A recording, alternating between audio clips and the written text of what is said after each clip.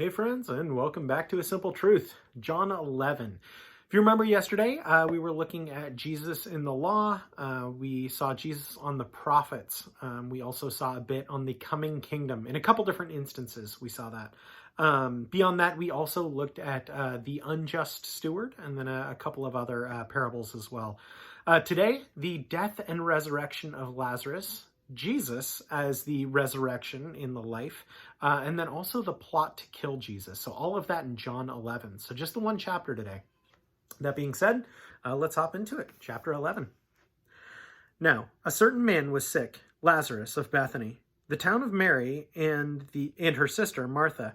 It was that Mary who anointed the Lord with fragrant oil and wiped his feet with her hair, whose brother Lazarus was sick. Therefore the sisters sent to him, saying, Lord, behold, he whom you love is sick. When Jesus heard that, he said, This sickness is not unto death, but for the glory of God, that the Son of God may be glorified through it. Now Jesus loved Martha and her sister and Lazarus. So when he heard that he was sick, he stayed 2 more days in the place where he was. Then after this, he said to the disciples, Let us go to Judea again. The disciples said to him, Rabbi, lately the Jews sought to stone you, and you are going there again? Jesus answered, Are there not 12 hours in the day? If anyone walks in the day, he does not stumble because he sees the light of the world. But if one walks in the night, he stumbles because the light is not in him. These things he said, and after that he said to them, Our friend Lazarus sleeps, but I go that I may wake him up. Then the disciples said, Lord, if he sleeps, he will get well. However, Jesus spoke of his death, but they thought that he was talking about taking rest in the sleep.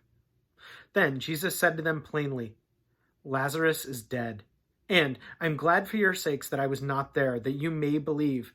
Nevertheless, let us go to him. Then Thomas, who was called the twin, said to his fellow disciples, Let us also go, that we may die with him. So, when Jesus came, he found that he had already been laid in the tomb 4 days. Now Bethany was near Jerusalem, about 2 miles away, and many of the Jews had joined the women around Martha and Mary to comfort them concerning their brother. Now Martha, as soon as she heard that Jesus was coming, went and met him, but Mary was sitting in the house. Now Martha said to Jesus, Lord, if you had been here, my brother would not have died. But even now I know that whatever you ask of God, God will give you. Jesus said to her, Your brother will rise again. Martha said to him, I know that he will rise again in the resurrection in the last day. Jesus said to her, I am the resurrection and the life. He who believes in me, though he may die, he shall live. And whoever lives and believes in me shall never die. Do you believe this? She said to him, Yes, Lord, I believe that you are the Christ, the Son of God, who has come into the world. And when she had said these things, she went her way and secretly called Mary, her sister, saying, The teacher has come and is calling for you. As soon as she heard that, she arose quickly and came to him. Now Jesus had not yet come into the town, but was in the place where Martha met him. Then the Jews who were with her in the house, comforting her, when they saw that Mary had rose up quickly and she went out, followed her, saying, She is going to the tomb to weep there. Then, when Mary came where Jesus was, she saw him. She fell down at his feet, saying to him, Lord, if you had been here, my brother would not have died. Therefore, when Jesus saw her weeping, and the Jews who came with her weeping, he groaned in the spirit and was troubled. And he said, Where have you laid him? They said to him, Lord, come and see. Jesus wept. Then the Jews said, See how he loved him. And some of them said, Could not this man who opened the eyes of the blind also have kept this man from dying? Then Jesus, again groaning in himself, came to the tomb. It was a cave, and a stone lay against it. Jesus said, Take away the stone. Martha, the sister of him who was dead, said to him, Lord, by this time there's a stench, for he has been dead 4 days. Jesus said to her, Did I not say to you, that if you would believe, you would see the glory of God? Then they took away the stone from the place where the dead man was laying, and Jesus lifted up his eyes and said, Father, I thank you that you have heard me, and I know that you always hear me. But because of this people who are standing by, I said this, that they may believe that you sent me. Now, when he said these things, he cried in a loud voice, Lazarus, come forth. And he who died came out, bound hand and foot with grave clothes, and his face was wrapped with a cloth. Jesus said to them, Loose him and let him go.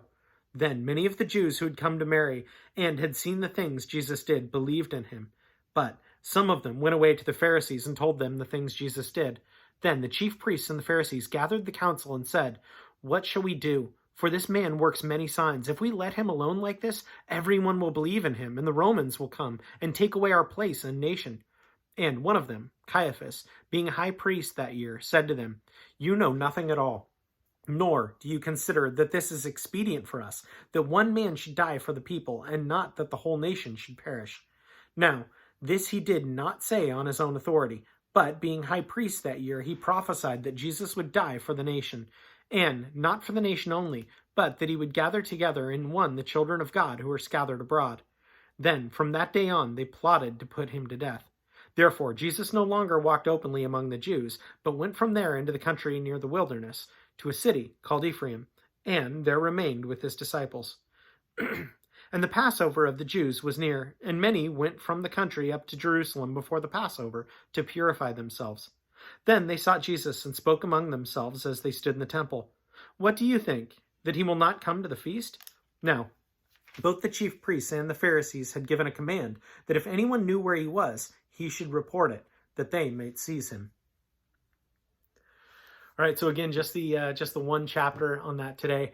John actually closed it. John 11:25 through 27 is what stood out to me. So 11:25 through 27 is kind of, it's not the only, absolutely not, but it's a great couple verses that are just core to the heart of the gospel. So again, Jesus is speaking to Mary, just as to Martha, as she's talking about her brother Lazarus. And Jesus said to her, this is verse 25, "I am the resurrection and the life. He who believes in me, though he may die, he shall live.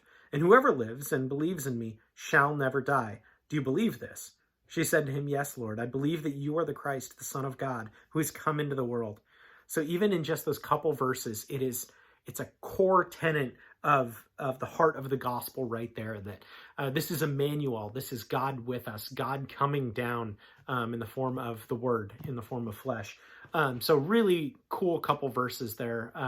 We see so much of that in Jesus's ministry, but it's really neat to see it so condensed right there, of God speaking down to man and letting him know, hey, this is how you are saved. In this case, you are saved through me.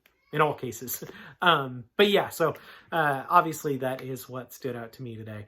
As always, friends, thanks so much for joining, and hope you have a great rest of your day. We'll see you.